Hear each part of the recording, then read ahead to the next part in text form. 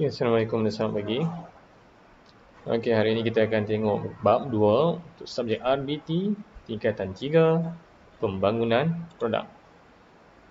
Okey. Jadi pembangunan produk ni secara amnya dalam bab ini kamu akan bangunkanlah satu produk. Okey, berdasarkan kemahiran ataupun teknologi yang telah dipelajari sepanjang tingkatan 1, tingkatan 2 dan tingkatan 3. Itu semua ada 9 jenis teknologi. Okey. Jadi kita akan gunakan gabungan sekurang-kurangnya 2 jenis teknologi untuk bangunkan satu produk. Baik. Jadi untuk bab ni kita akan belajarlah cara-cara untuk menggunakan produk, walaupun mungkin ada yang dah ada idea ataupun untuk beri kamu idea lah untuk menggunakan produk apa yang kamu rasakan kamu boleh dapat buat. Okey. Okey, jadi untuk yang mula-mula kita tengok 2.1 penghasilan produk. Okey, standard pembelajaran kau boleh baca ya. Muka yang ni kau boleh bacakan apa standard pembelajaran dia. Saya akan teruskan. Kita akan masa. Okey, penghasilan produk adalah aktiviti menghasilkan produk baru atau mengubah suai produk sedia ada bagi memenuhi keperluan dan kehendak pelanggan pada masa kini dan akan datang dengan mengaplikasikan teknologi terkini. Okey. Proses penghasilan produk perlu dirancang dengan teliti dan sistematik dari peringkat permulaan sehingga ke peringkat penghasilan produk. Okey, produk ni sama ada dalam bentuk barangan atau bentuk khidmatan, tapi kita khususkan kepada barangan. Okey, ini adalah langkah-langkah dalam proses penghasilan produk.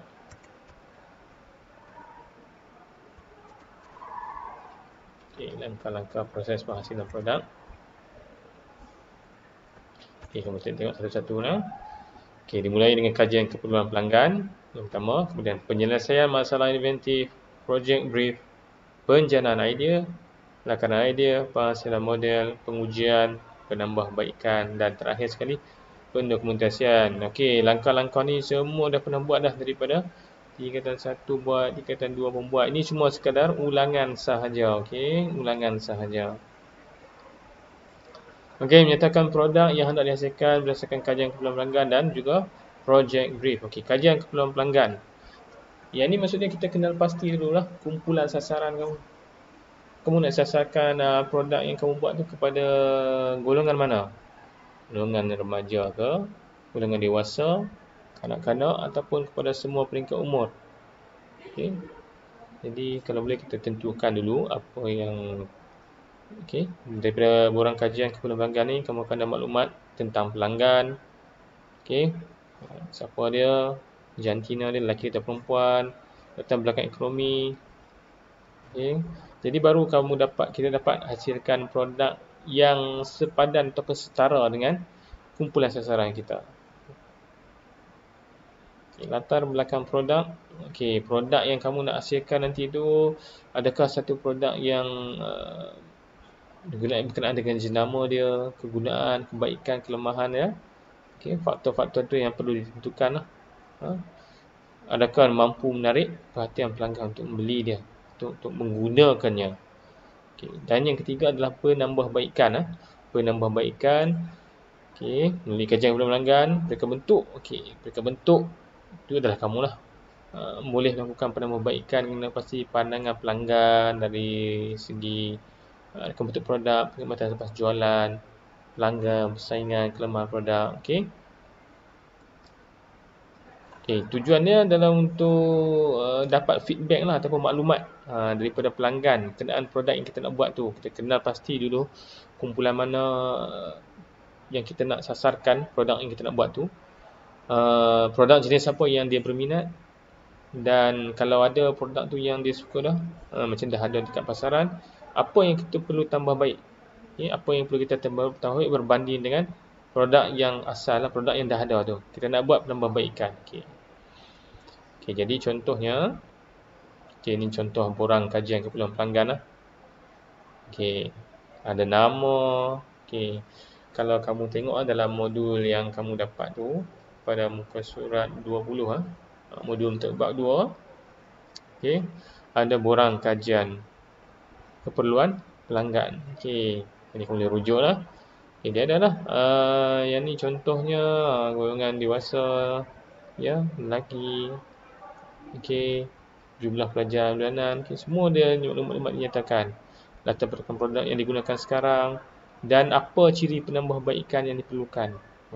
Contoh ni, kalau ini untuk contoh dalam buku teks ni untuk pengilat kasut. Okay. Boleh digunakan untuk barangan selain daripada pengilat kasut. Saya contoh lah. Okay. Membeli teliti. Dan saya carankan kamu boleh isilah maklumat ni. Kalau kamu nak buat barangan pengilat kasut boleh, ataupun apa-apa jenis barangan sekalipun. Kamu boleh isilah borang kajian keperluan pelanggan ni pada muka surat 20. Okey. Muka surat 20. Okey, contoh ni pada dalam buku teks pada muka surat 40. Okey. Jadi apa pentingnya kajian keperluan pelanggan ni, borang kajian keperluan pelanggan, kalau kamu tengok ulang balik. Kamu akan dapat 3 benda yang utama: maklumat pelanggan, latar belakang produk dan juga penambahbaikan. Okey. 3 benda yang kita akan dapat: maklumat pelanggan, latar belakang produk dan juga penambahbaikan. Okey. Ini wajib buat kajian keperluan pelanggan. Seterusnya, okey, penyelesaian masalah inventif. Kamu boleh rujuk dalam buku teks, dalam modul ni pun ada pada muka surat 21, kalau dalam buku teks muka surat 41. Okey, penyelesaian masalah inventif adalah kadar penyelesaian masalah secara bersistematik dengan masalah dan penyelesaiannya telah dikenal pasti terlebih dahulu dan bukan berdasarkan idea spontan. Individu tenggelam, maksudnya kita kenal pasti terlebih dahulu penyelesaian dia. Okey, kenal pasti, kita kenal pasti terlebih dahulu dan bukannya kita cari idea, nak cari idea macam mana nak selesaikan masalah ni, bukan. Maksudnya dah ada dah penyelesaian dia terlebih awal. Okey. Sebab apa? Kaedah ini membolehkan proses diulang beberapa kali untuk mendapatkan keputusan yang lebih baik, cepat dan menjimatkan. Okey, berdasarkan maklum balas sebagai orang kajian keperluan pelanggan ni, berdasarkan borang tadi yang dalam buku teks ni. Okey, yang ni adalah contoh penyelesaian masalah inventif. Okey, kenal pasti masalah inventif dia, bina model fungsi, buat analisis berantai, tentukan jenis pencanggahan fizikal, pilih prinsip inventif sesuai, hasilkan cadangan penyelesaian masalah dalam bentuk lakaran. Jadi yang terakhir dalam proses penyelesaian masalah inventif ni adalah lakaran. Jadi kita nak dapatkan lakaran produk kita tu sebenarnya macam mana. Okey, contoh. Okey, ni masih pengilat kasut. Pengilat kasut yang tradisional ataupun jenis lama, kita kena pegang berus lah, guna tangan. Selalunya berus lama-lama akan lenguh. Dan juga jenis berus, adakah sesuai, adakah kena, kalau berus tu adakah kena pada semua permukaan kasut. Okay, adakah cepat masa yang diambil untuk mengilat kasut. Ini contoh pengilat kasut. Ataupun masalah lain yang kamu fikirkan, yang kamu boleh selesaikan. Kamu nak selesaikan masalah lain pun boleh. Ini adalah contoh sahaja. Okey, 2.5 ni menunjukkan contoh model fungsi model fungsi yang untuk pengilat kasut. Okey. Apa fungsinya satu-satu? Tangan memegang berus, memegang rongga adalah memegang gam, memegang berus, bulu berus tu lah. Dan bulu berus adalah akan memegang krim kasut. Okey. Tangan juga akan menggerakkan berus, akan menggerakkan habuk. Ataupun krim kasut membuang habuk. Krim kasut juga air, menyingkirkan air. Okey. Okey, model fungsi. Okey, berdasarkan model fungsi ni untuk pengilat kasut lah. Untuk pengilat kasut, bukan untuk yang lain. Didapati masalah punca daripada pelanggan yang tidak dapat memberikan tekanan sekata semasa mengilat kasut. Buat pula analisis berantai. Okey, kalau kita tengok analisis berantai kesan ni untuk pengilat kasut Contoh dia, kasut masih tidak berkilat. Kenapa masih tak berkilat? Air dan habuk masih melekat. Kenapa? Krim kasut tidak sebar. Kenapa? Tekanan tidak sekata. Kenapa? Daya yang digunakan untuk mengilat kasut tidak seragam. Kenapa? Mengejar masa. Semua ni analisis punca berantai ni nak kesan masalah dengan lebih spesifik lah. Apa yang menyebabkan kasut tu tak berkilat. Okay, dalam buku teks dia bagi contoh kasut. Jadi pengilat kasut. Jadi apa yang menyebabkan kita guna pengilat kasut yang tradisional ni? Kasut dia lambat nak berkilat.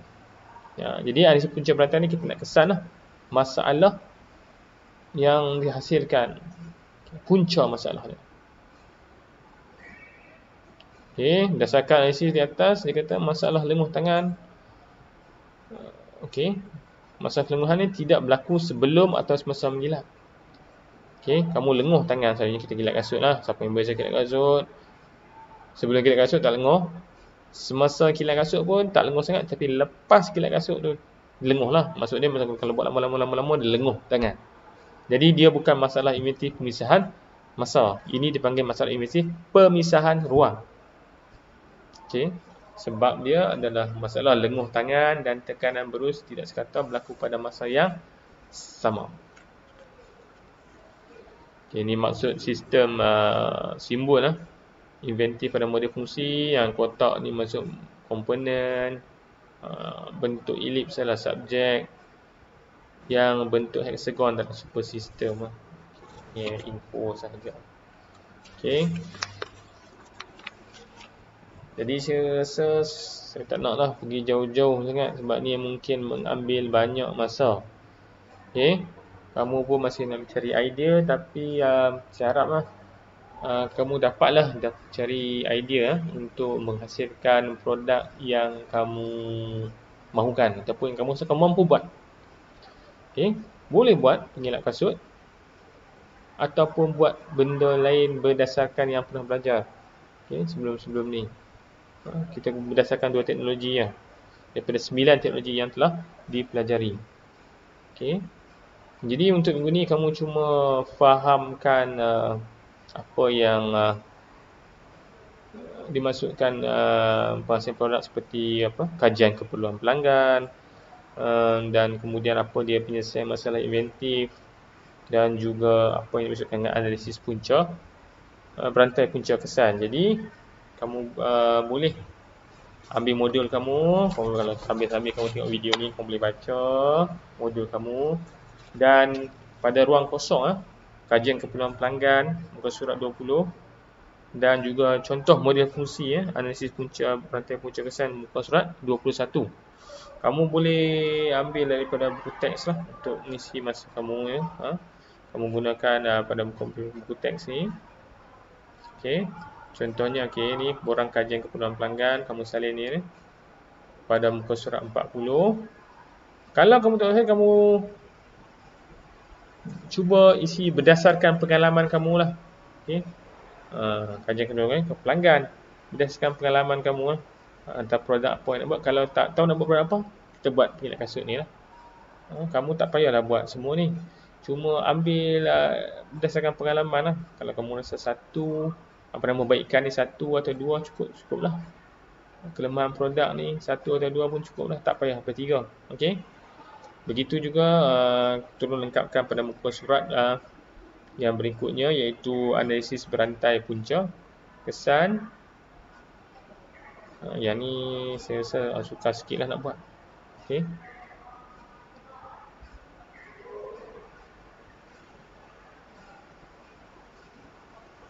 Jadi okey, sekejap.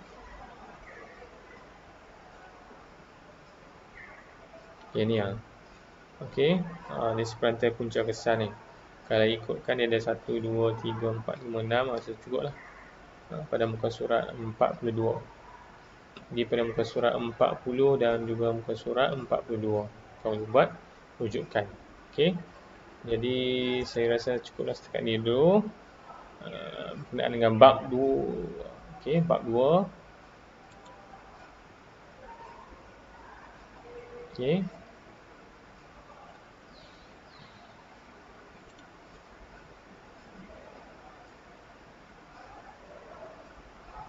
Sekian, terima kasih.